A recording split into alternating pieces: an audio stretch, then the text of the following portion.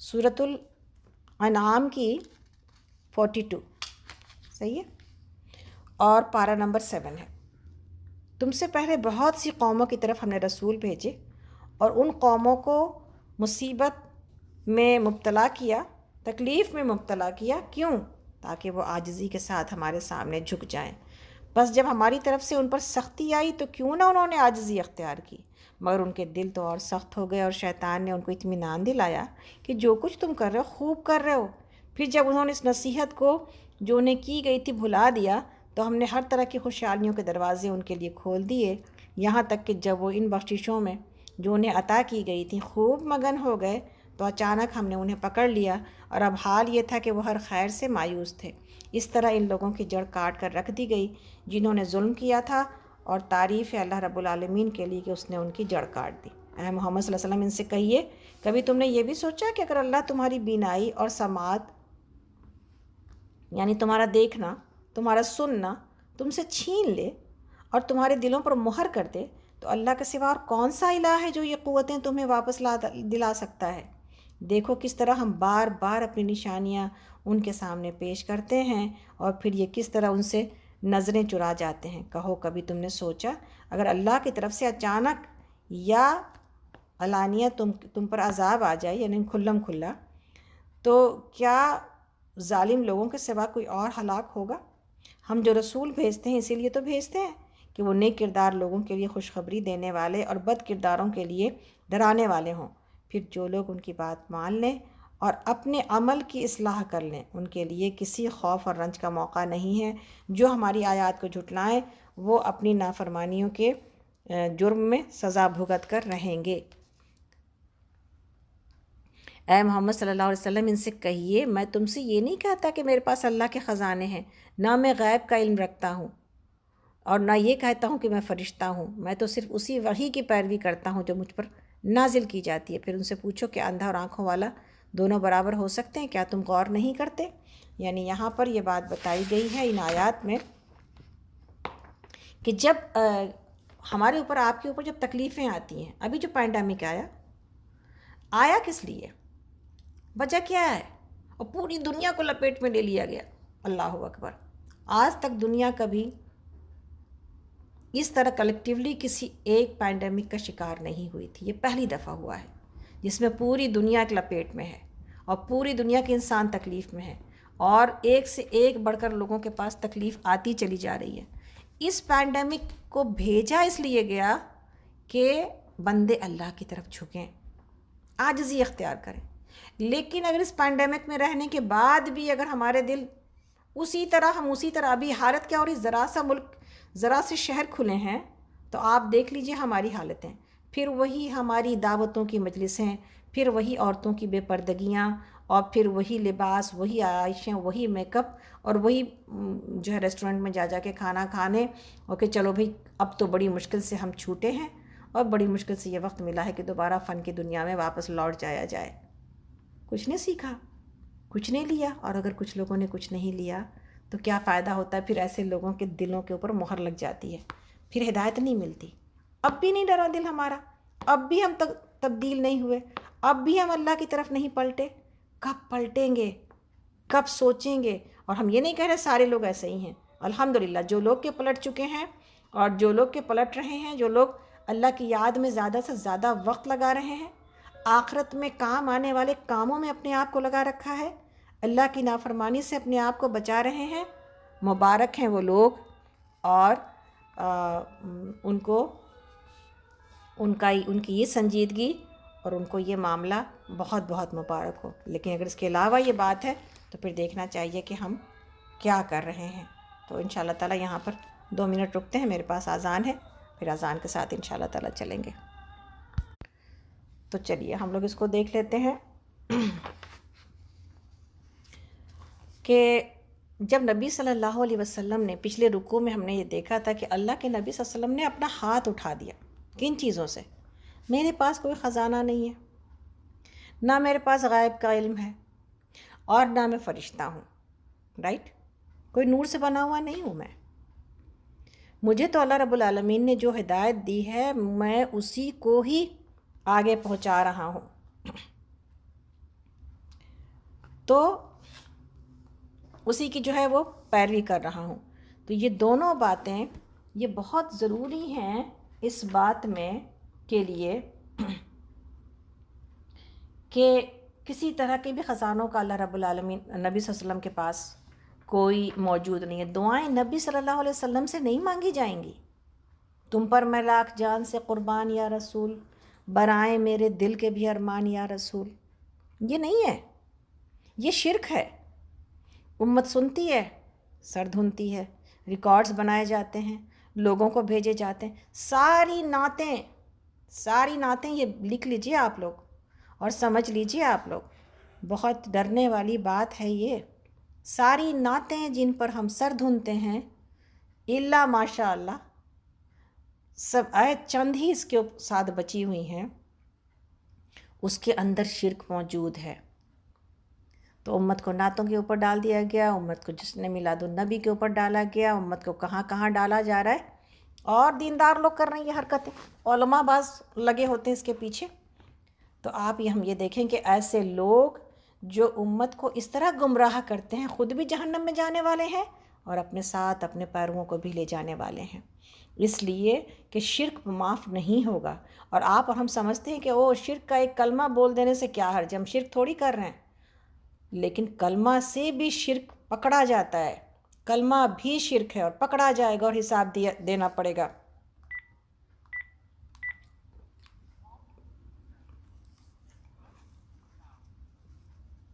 آگے اللہ تعالیٰ فرماتے ہیں، ہم لوگ اس وقت آیت نمبر 51 پر ہیں، سورۃ الانعام، آیت نمبر پارہ نمبر 7۔ اور اے محمد صلی اللہ علیہ وسلم، آپ اس وحی کے ذریعے سے ان لوگوں کو نصیحت کیجئے جو اس بات کا خوف رکھتے ہیں کہ اپنے رب کے سامنے کبھی اس حال میں پیش کیے جائیں گے کہ اس کے علاوہ وہاں کوئی موجود نہ ہوگا جو ان کا حامی و مددگار ہو یا ان کی سفارش کرے، شاید کہ وہ خدا ترسی کی روش اختیار کریں۔ اور جو لوگ اپنے رب کو رات دن پکارتے رہتے ہیں اور ان کی خوشنودی کی طلب میں لگے ہوئے ہیں، انہیں اپنے آپ سے دور نہ ہٹائیے۔ ان کے حساب میں سے کسی چیز کا بار آپ پر نہیں ہے اور آپ کے حساب میں سے کسی چیز کا بار ان پر نہیں ہے، اس پر بھی اگر آپ انہیں دور ہٹائیں گے تو ظالموں میں شمار ہوں گے۔ دراصل ہم نے اس طرح ان لوگوں میں سے بعض کو بعض کے ذریعے سے آزمائش میں ڈالا ہے تاکہ وہ انہیں دیکھ کر کہیں کیا یہ ہیں وہ لوگ جن پر ہمارے درمیان اللہ کا فضل و کرم ہوا ہے؟ ہاں، کیا اللہ اپنے شکر گزار بندوں کو ان سے زیادہ نہیں جانتا؟ جب تمہارے پاس وہ لوگ آئیں تو جو ہماری آیات پر ایمان لاتے ہیں تو ان سے کہیے تم پر سلامتی ہے، تمہارے رب نے رحم و کرم کا شیوا اپنے اوپر لازم کر لیا ہے، اور یہ اس کا رحم و کرم ہی ہے کہ اگر تم میں سے کوئی نادانی کے ساتھ کسی برائی کا ارتکاب کر بیٹھا ہو، پھر اس کے بعد توبہ کرے اور اصلاح کر لے تو اسے معاف کر دیتا ہے اور نرمی سے کام لیتا ہے۔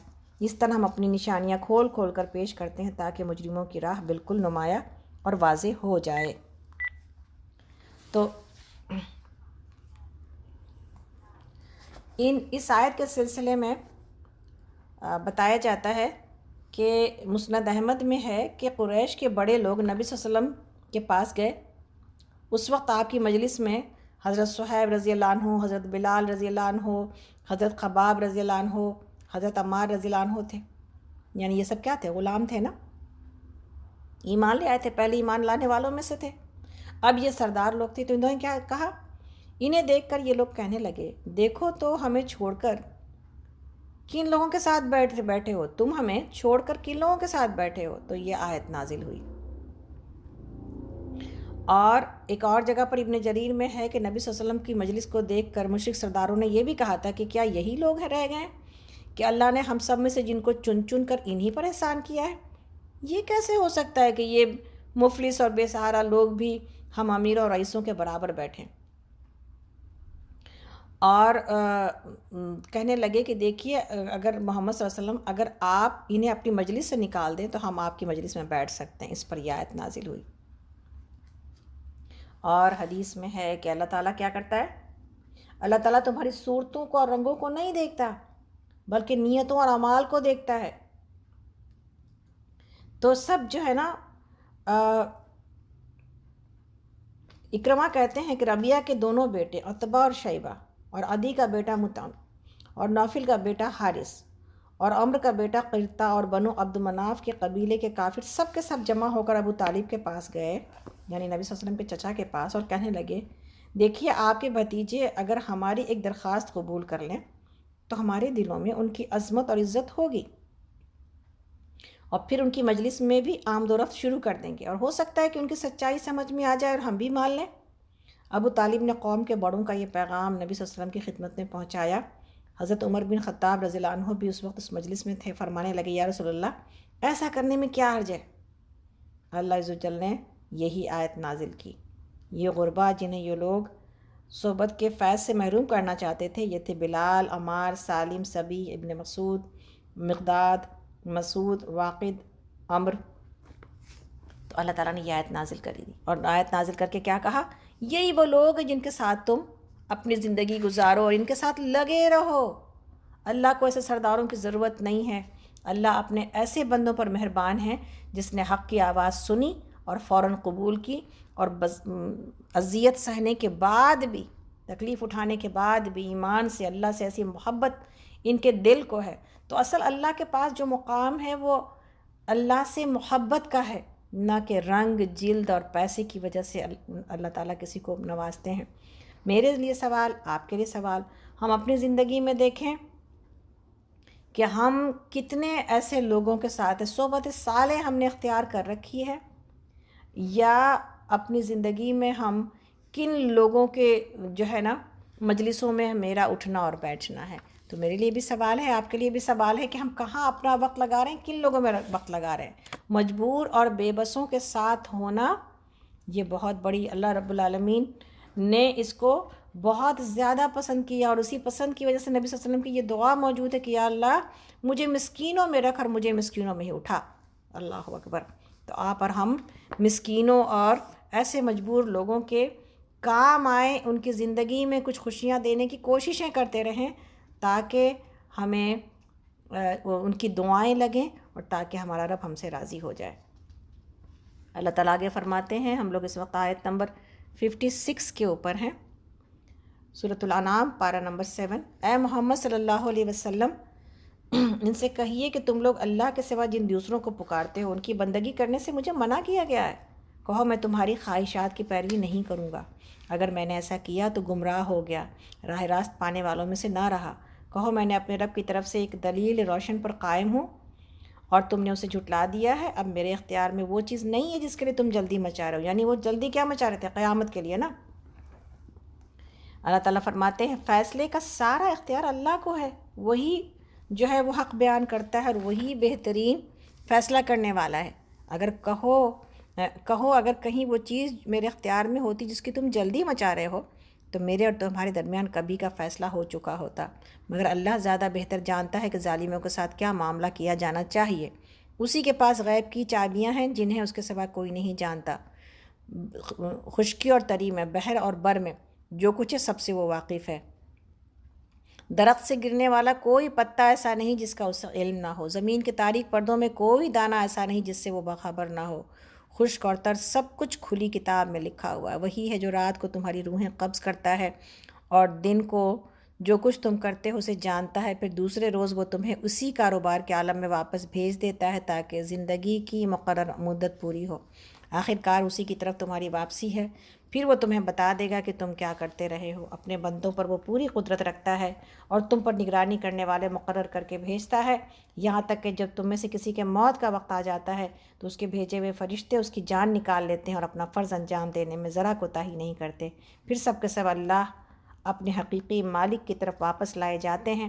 خبردار ہو جاؤ، فیصلے کے سارے اختیارات اسی کو حاصل ہیں اور وہ حساب لینے میں بہت تیز ہے۔ تو یہاں پر بتایا جا رہا ہے کہ کس طرح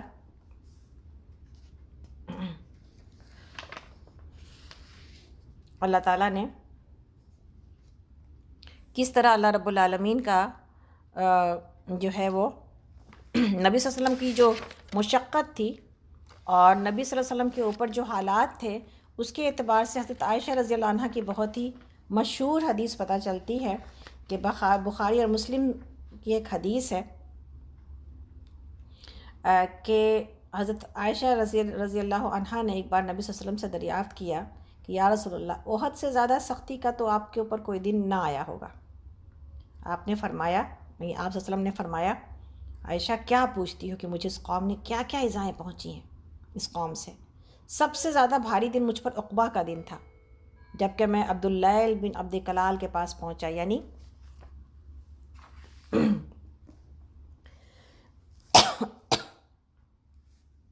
نبی صلی اللہ علیہ وسلم جب طائف گئے تھے، اس کا واقعہ بیان کیا جا رہا ہے۔ اور میں نے اس سے آرزو کی کہ وہ میرا ساتھ دے، مگر اس نے میری بات نہ مانی۔ واللہ میں سخت غمگین ہو کر وہاں سے چلا، مجھے نہیں معلوم تھا کہ میں کدھر جا رہا ہوں۔ قرن سالب میں آ کر میرے حواس ٹھیک ہوئے تو میں نے دیکھا کہ اوپر سے ایک بادل نے مجھے ڈھک لیا ہے۔ اب یہاں پر اس روایت میں یہ بات نہیں کہ انہوں نے پیچھے غنڈے لگا دیے تھے اور انہوں نے آپ کو زخمی کر دیا تھا، دوسری روایتوں سے پتہ چلتا ہے کہ یہ معاملہ ہوا تھا۔ آپ کو تو کچھ ہوش ہی نہیں تھا تکلیف کے مارے۔ تو آپ نے کہا کہ پھر میں نے کیا دیکھا کہ مجھے اوپر سے ایک بادل نے مجھے ڈھک لیا ہے، سر اٹھا کر دیکھتا ہوں تو حضرت جبرائیل علیہ السلام مجھے آوازیں دے کر فرما رہے ہیں اللہ تعالیٰ نے آپ کی قوم کی باتیں سنی اور جو جواب انہوں نے آپ کو دیا ہے وہ بھی سنا۔ اب پہاڑوں کے داروغہ فرشتے کو اس نے بھیجا ہے، آپ جو چاہیں انہیں حکم دیجئے، یہ بجا لائیں گے۔ اسی وقت اس فرشتے نے مجھے پکار کر سلام کہا اور کہا ہے اللہ تعالیٰ نے آپ کی قوم کی باتیں سنی اور مجھے آپ کے پاس بھیجا ہے، ان کے بارے میں جو آپ کہیں گے میں بجا لاؤں گا، یعنی میں اس پر عمل کروں گا۔ آپ حکم دیں تو مکہ شریف کے ان دونوں پہاڑوں کو جو جنوب اور شمال میں ہیں میں اکٹھے کر دوں اور ان تمام کو ان دونوں کے درمیان پیس دوں۔ نبی صلی اللہ علیہ وسلم نے انہیں جواب دیا کہ نہیں، میں یہ نہیں چاہتا، بلکہ مجھے امید ہے کہ کیا جب ان کی نسل میں آگے جا کر ہی کچھ ایسے لوگ ہوں جو اللہ وحدہ لا شریک لہ کی عبادت کریں اور اس کے ساتھ کسی کو شریک نہ کریں۔ تو آپ دیکھیں کہ مکہ اور طائف دونوں کے اوپر، اس لیے کہ انکار کرنے والے مکہ کے لوگ تھے جس کی وجہ سے نبی صلی اللہ علیہ وسلم کو طائف جانا پڑا، لیکن وہاں کے بھی لوگوں نے جب انکار کیا تو اللہ نے یہ فرشتوں کو بھیج کے نبی صلی اللہ علیہ وسلم کے پاس اختیار دیا، لیکن آپ رحمت للعالمین تھے۔ اور ہم ہمیشہ یہ بات کہتے ہیں کہ اگر اس دن مکہ کی اور طائف کی وادیاں پس جاتی یا طائف پس جاتا تو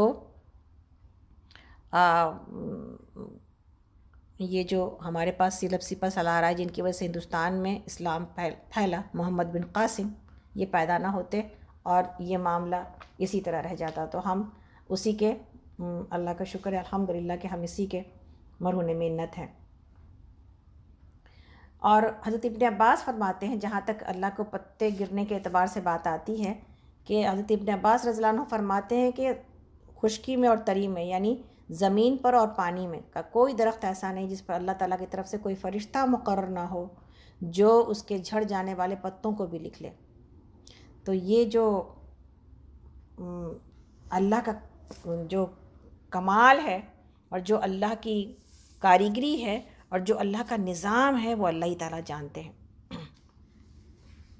اللہ تعالیٰ فرماتے ہیں، ہم لوگ اس وقت آیت نمبر 62 پر ہیں۔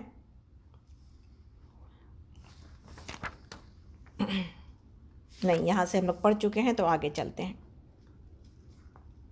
اے محمد صلی اللہ علیہ وسلم،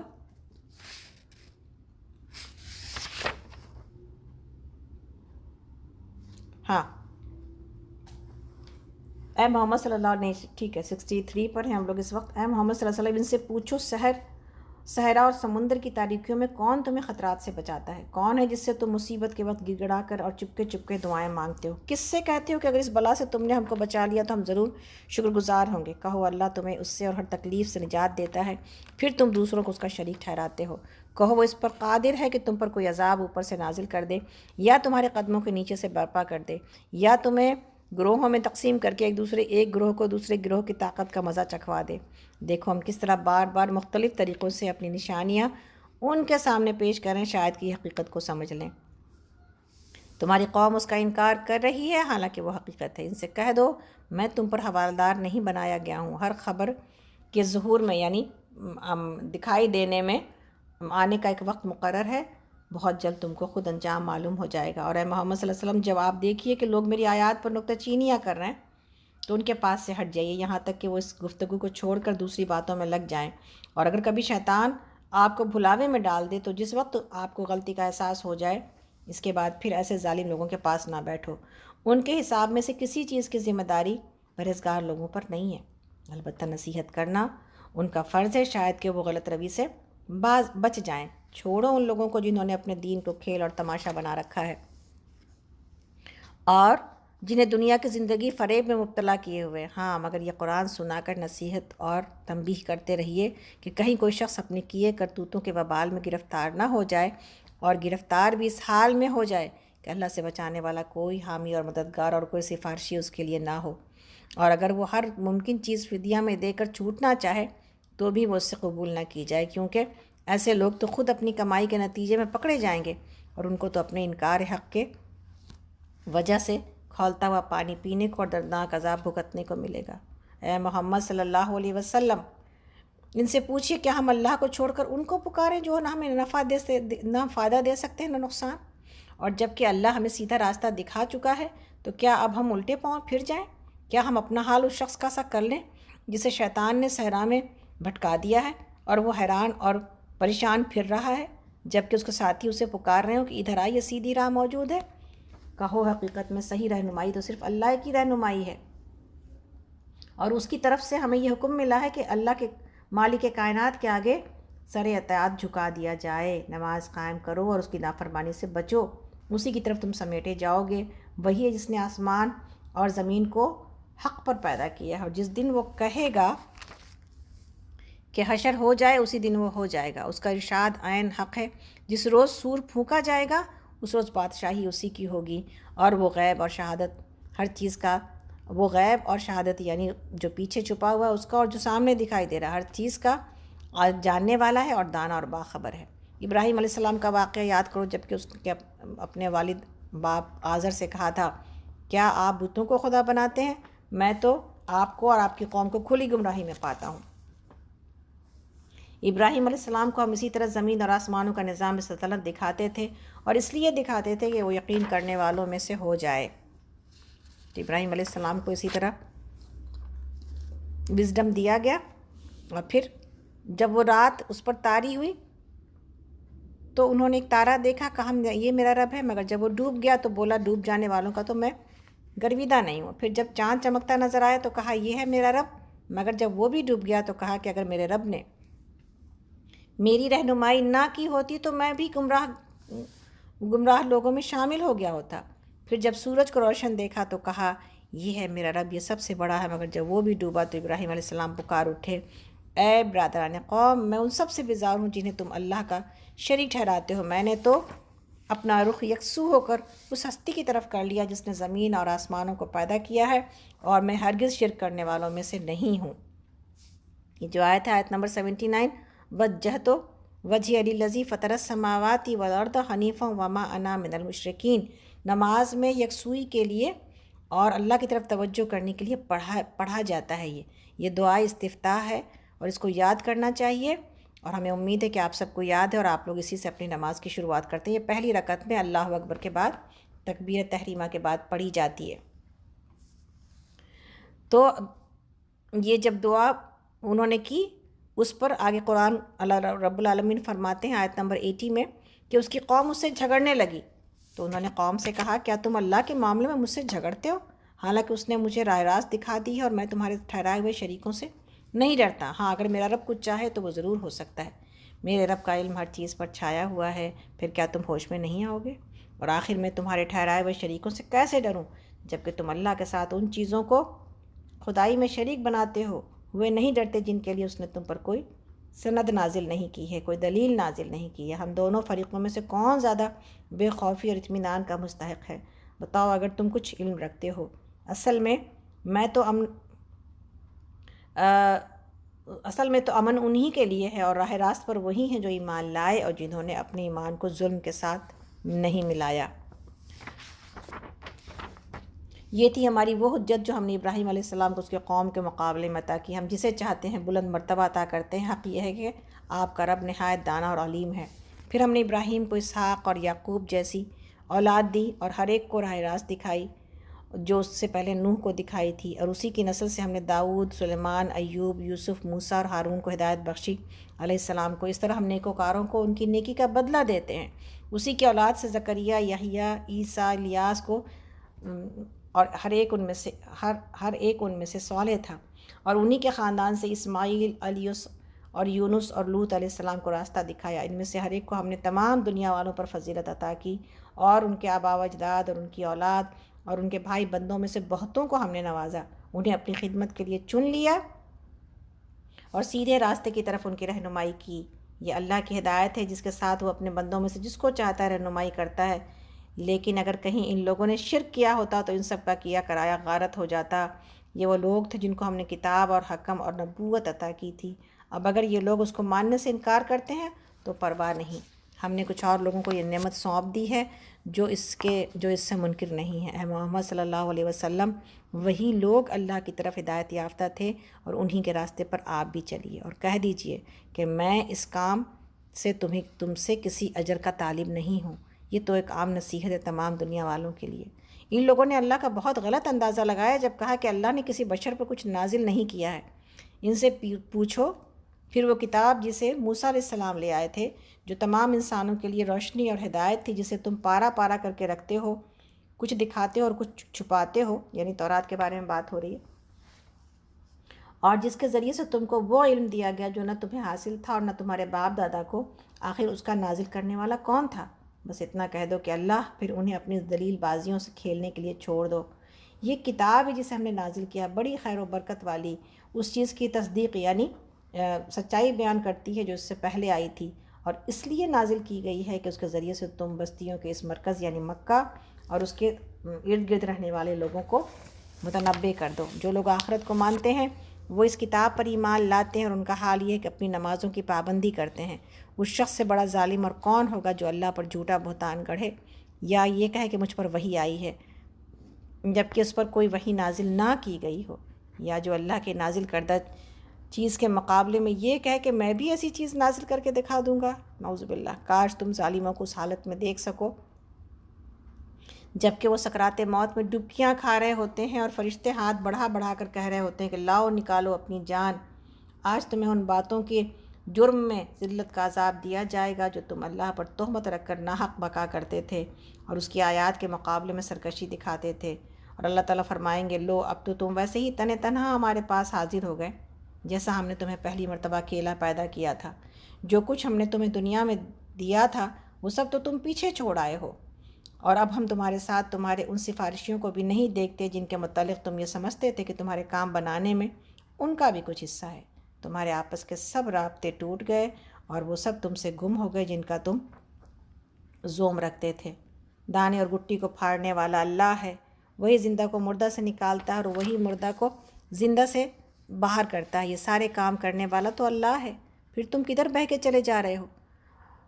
رات کی سیاہی کو چاک کر کے وہی صبح نکالتا ہے، اسی نے رات کو سکون کا وقت بنایا ہے، اسی نے چاند اور سورج کے طلوع اور غروب کا حساب مقرر کیا ہے۔ یہ سب اسی زبردست قدرت اور علم رکھنے والے کے ٹھہرائے ہوئے اندازے ہیں، اور وہی ہے جس نے تمہارے لیے تاروں کو صحرا اور سمندر کی تاریکیوں میں راستہ معلوم کرنے کا ذریعہ بنایا۔ دیکھو، ہم نے نشانیاں کھول کر بیان کر دی ہیں ان لوگوں کے لیے جو علم رکھتے ہیں، اور وہی ہے جس نے ایک جان سے تم کو پیدا کیا، پھر ہر ایک کے لیے ایک جائے قرار ہے اور ایک اس کے سونپے جانے کی جگہ۔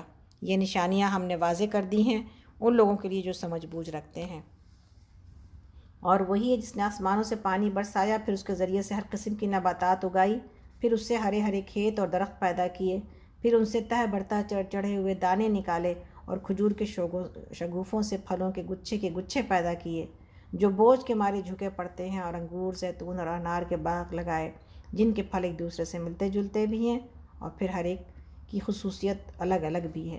یہ درخت جب پھلتے ہیں تو ان میں پھل آنے اور پھر ان کے پکنے کی کیفیت ذرا غور کی نظر سے دیکھو۔ ان چیزوں میں نشانیاں ہیں ان لوگوں کے لیے جو ایمان لاتے ہیں۔ اس پر بھی لوگوں نے جنوں کو اللہ کا شریک ٹھہرا دیا ہے، حالانکہ وہ ان کا خالق ہے، اور بے جانے بوجھے اس کے لیے بیٹے اور بیٹیاں تصنیف کر دی ہیں، حالانکہ وہ پاک اور بالا تر ہے ان باتوں سے جو یہ لوگ کہتے ہیں۔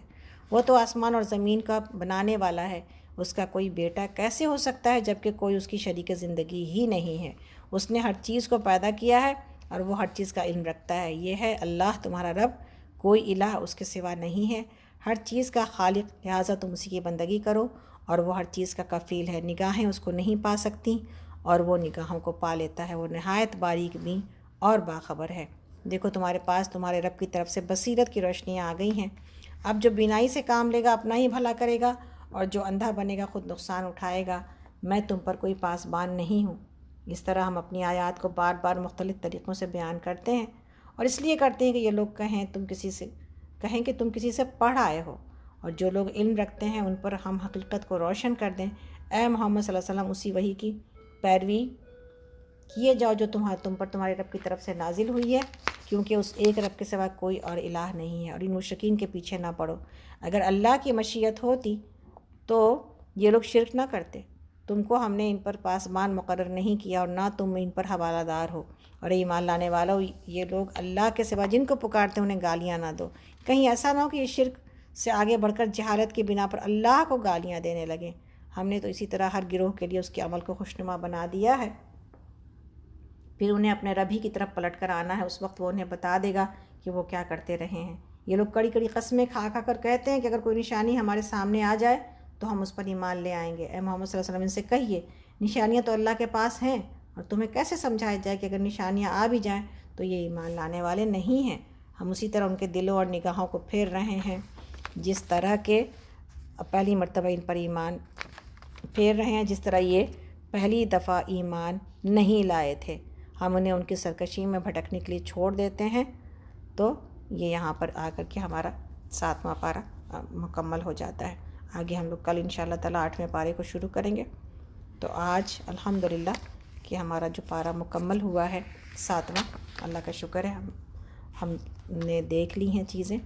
تو یہاں سے یاد سے ہم لوگ کو جو ہے اس پارے میں ہم نے کیا سیکھا؟ ہم نے سب سے پہلے یہ سیکھا کہ کس طرح لوگوں کے دوست اور دشمنی کا خیال رکھا جائے گا۔ ہم نے یہ سیکھا کہ قسم کھانا اللہ کے سوا شرک ہے، اور اگر کوئی انسان اللہ کی قسم کھائے گا تو اللہ رب العالمین جو ہے وہ اگر اس کو توڑتا ہے تو پھر اس کا کفارہ کیا ہے۔ ہم نے یہ سیکھا کہ شراب، جوا اور یہ پانسے، یہ سب کچھ قسمت کا حال معلوم کرنا، یہ سب کچھ حرام ہے، اور اللہ رب العالمین نے سب کو حرام قرار دیا ہے۔ اس لیے آج بھی کسی بھی گیم میں اگر پیسوں کی بات کی جاتی ہے، چاہے وہ گیم اتنا حرام نہیں بھی ہو، لیکن اگر اس میں پیسوں کی بات کی جاتی ہے، لیکن بعض گیم جس کے بارے میں علماء نے کہا کہ تاش حرام ہے، اور جو ہے وہ یہ کھیلنا حرام ہے،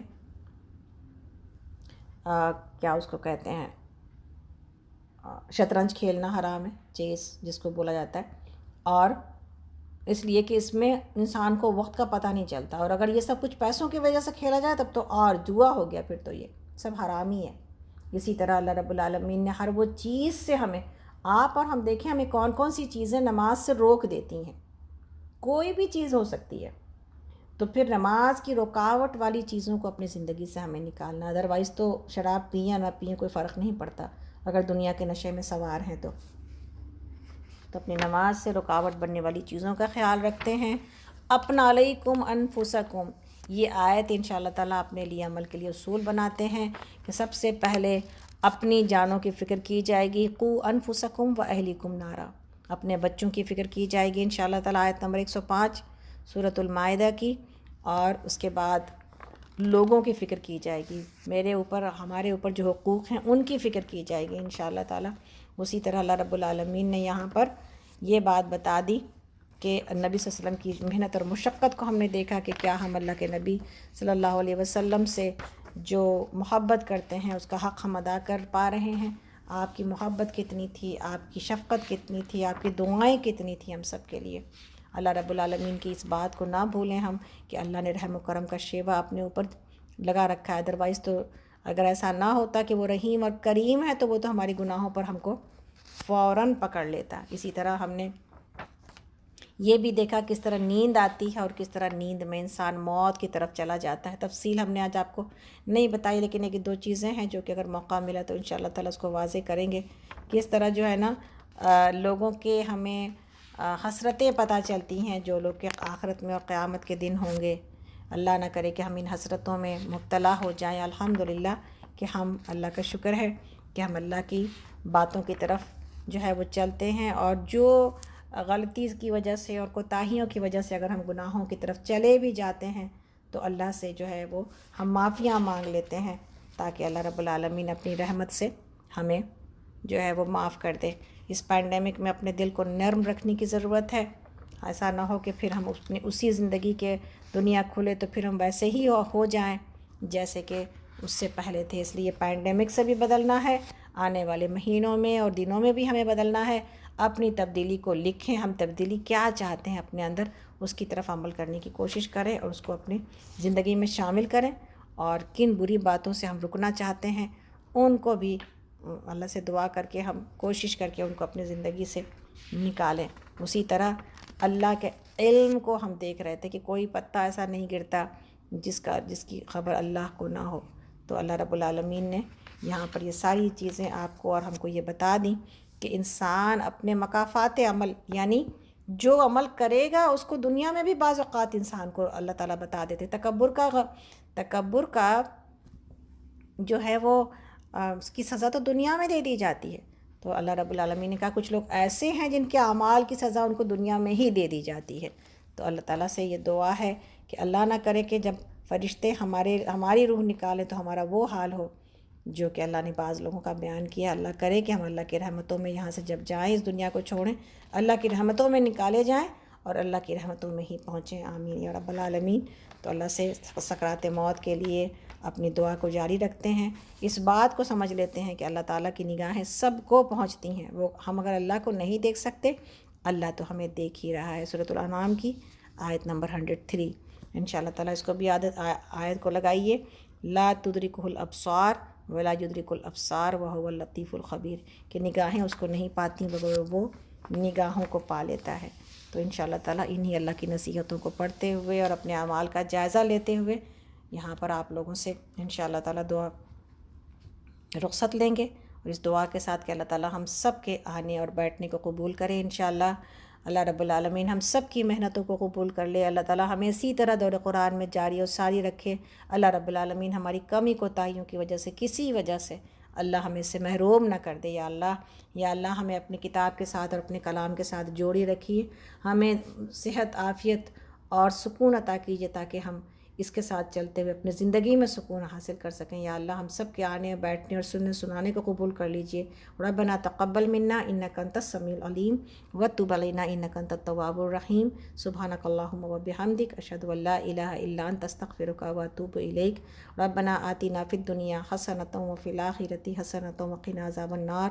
اللہم انا نسألک جنت الفردوس ونعوذ بک من النار۔ اللہم انا نسألک جنت الفردوس ونعوذ بک من النار۔ اللہم انا نسألک جنت الفردوس ونعوذ بک من النار۔